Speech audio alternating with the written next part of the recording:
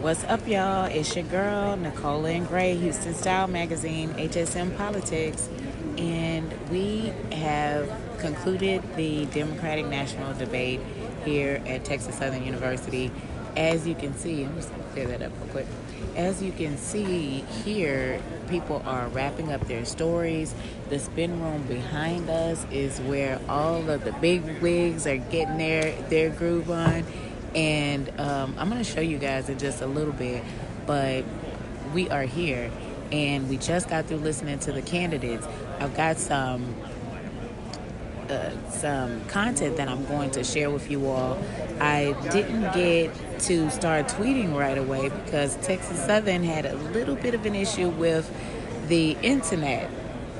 So our Wi-Fi passwords weren't working, so I had to go to my hotspot. So some of you have seen the live tweets starting after the first round, but I will go out and talk to some of the people exiting the debate to see what their feelings are, and we'll just end the night and just try to see how people really thought the night went.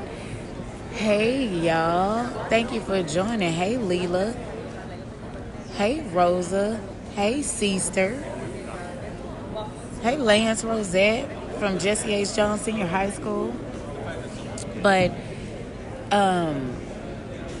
we had a good debate. I'm going to turn this around so you guys can see what's going on in here. The spin room earlier, the spin room is crowded. People, I'm doing some work here at my computer because I can't really get over and hear much of what's going on in the spin room or see much. You see how much security there is over there, but that's where whoever is sticking around to talk to any of the major network affiliates, they will be going over there to the spin room. Earlier this afternoon, I was able to wink at Simone Sanders, former Vice President Joe Biden's campaign manager. So it's going down in the spin room. People are getting their jobs done. You see, it's the excitement is over. People have their head down, their computers open, and they are working. And your girl got her computer open too. So you guys, I am going to go outside and see what people thought about tonight's debate. As I watched it, I didn't have any major takeaways from it. This time, it might be good if you guys saw me, right?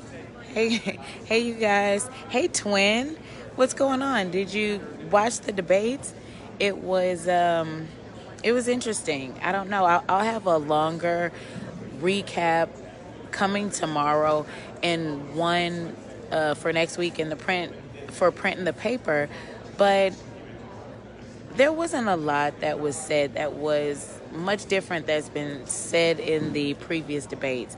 There was more going at each other in this debate. Castro really kind of played up the fact that Joe Biden did say record player, playing a record player at night.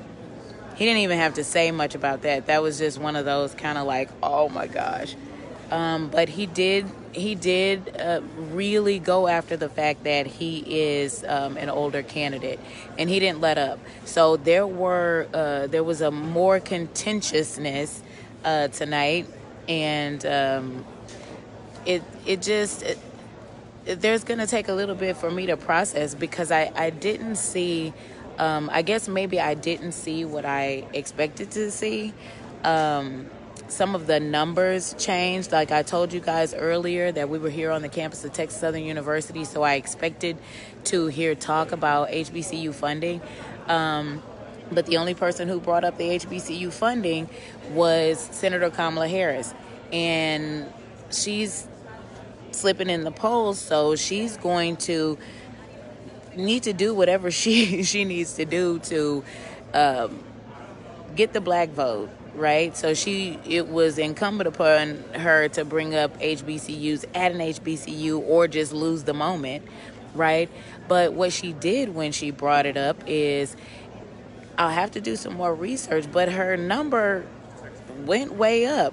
At first, she said that she would commit $60 billion. That's all I've been reading along the way. But tonight, she threw out a $2 trillion number. $2 trillion. Now, I love my HBCUs, but we have a very huge deficit. And $2 trillion to give to one place is fantastical, in my opinion. But I will read more about it and I'll share more with you guys as the weeks come up, because that actually was something that was new for tonight. The number went from 60 billion, which is around what Warren and Sanders have also pledged. 50 billion is what they've considered, and hers was a pledge of 60 billion initially, but tonight it went on up to 2 trillion. So we'll keep an eye on that. We'll also, no one's plan really varied. I'm gonna go back and fact check the whole business about the exchange, about how much it's going to cost the Americans to implement either the Warren or Sanders Medicare for All plan. What it sounded like, because there wasn't an answer given when the question was asked straight out, how much would the middle class burden be? How much would it cost the middle class? That question was never answered outright.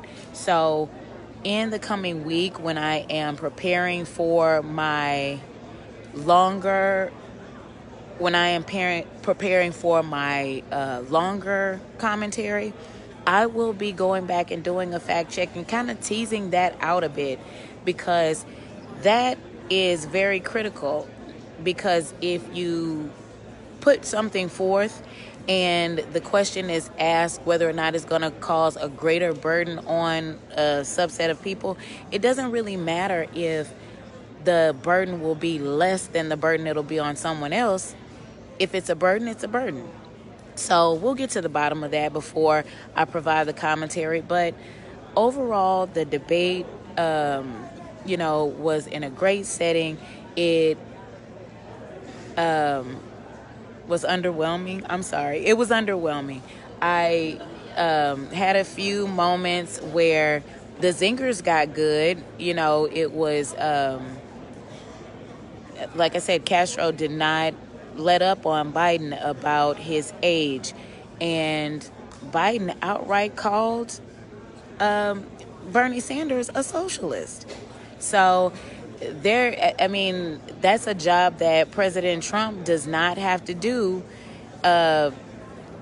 because, hey, out of the mouth of former Vice President Joe Biden, Bernie Sanders is a socialist. So you can't really make some of those things up. And right now, Republicans don't have to, because right on stage, former Vice President Joe Biden kind of gave that one up. So this debate was, this was one that we'll have to just kind of tease out and see what it really means. But overall, there were not very many new ideas. The face-off was interesting. There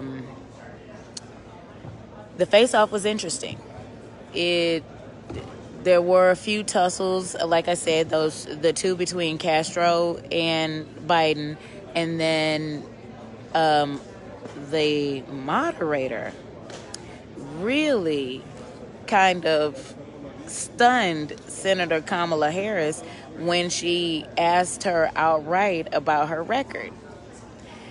That was very interesting. That was if I had on pearls, I would have clutched them because I felt some type of way for Senator Harris because that was an ouch moment. The exchange was one that I think many of us may have wanted to have with Senator Harris, but it left Senator Harris's mouth open when the moderator asked her matter-of-factly, when you had an opportunity to impact social justice, in your former roles, why didn't you do that? So her mouth was open for a bit, and then she gave an answer that was it got her out of the heat and allowed her to kind of just move on to the next question. But it did not get to the core of where that question came from. And I think that question that was asked is one that has been floating around about Senator Harris. So tonight was interesting. Tonight was interesting is the best way to put it. And I think that there were some opportunities missed. Like I said, the candidates are on the campus of Texas Southern University. There was an opportunity to kind of address, there was the time in the night where they talked about racism. They talked about racism, and the conversation centered a lot around President Trump. And many of them acknowledged that President Trump was not the beginning of the problem, but there was a lot that was focused on him. And that doesn't really answer the question of what we do about it. It just says what we don't do about it. So there's a lot that we process here.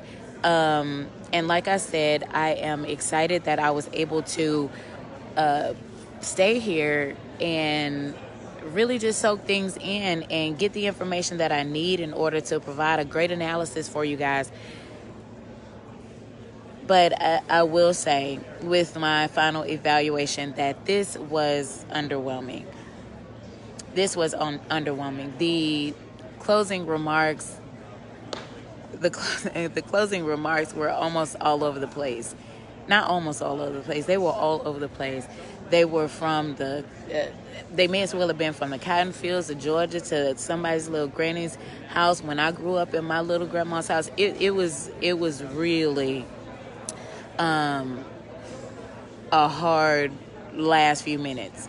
But I will say that even with that said, we do have some concrete understanding of certain things about the candidates' platforms. And whether they will be successful or not, how they plan to implement them, that was not fully explored here. That wasn't fully explored here the way that it could have. I don't think, that's why I think there was a little bit of a missed opportunity there. But we do understand a little bit more about at least the front runners' platforms. And the front runners' again, former Vice President Joe Biden, we understood a little bit more about his platform, but he did lose some major style points at several times, dating himself. Even when he talked about his record, he talked about, I think he might have wanted to, he talked about things that to me were yesteryear. So imagine a millennial thinking, oh, okay, he worked with Martin Luther King. He's straight out the history books, So I could imagine he dated himself several times tonight with that record player at night. I almost thought I slipped into a little bit of a dream, because I was like, I really a time warp, even. But the we did learn more about Senator Sanders' platform. Senator Sanders' platform has been pretty much the same. It is the closest to socialists. Let's just take our cue from former, Vice President Joe Biden. It is the closest to socialist that they get. Senator Warren's platform has been pretty consistent. Actually, her rise in the polls does not surprise me at all.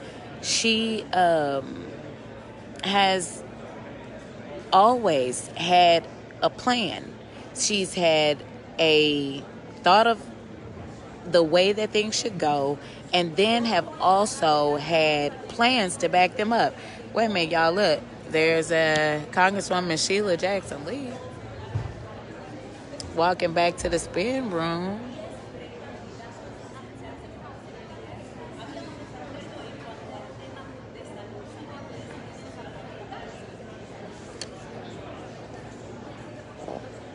Yeah, that spin room is, they're doing the news. I'm doing the news, but I'm doing the news, but they are doing the news. There's Amy Klobuchar. I see her over sitting with someone doing a story. CBS News. So, you guys, I've had a blast here. This has been an excellent opportunity with Houston Style Magazine, HSM Politics. I'm going to go outside. I'm going to go outside and see if I can talk to a few people, to just, on my way out, just see how people felt about the debates. How did you guys feel about the debates? What were you, what you were looking to see and hear? Did you see and hear that? How did you feel about the debates? Drop that in the comments. We need to continue this conversation, and I am going to continue the conversation because that's what I do, and it's my thing. And we're going to be active constituents, because that's all that we have to do. There was a time in the debate where active constituency was brought up. And I'm going to take my cue and go ahead and get out of here. People are kind of filing out, and I don't want to miss people outside.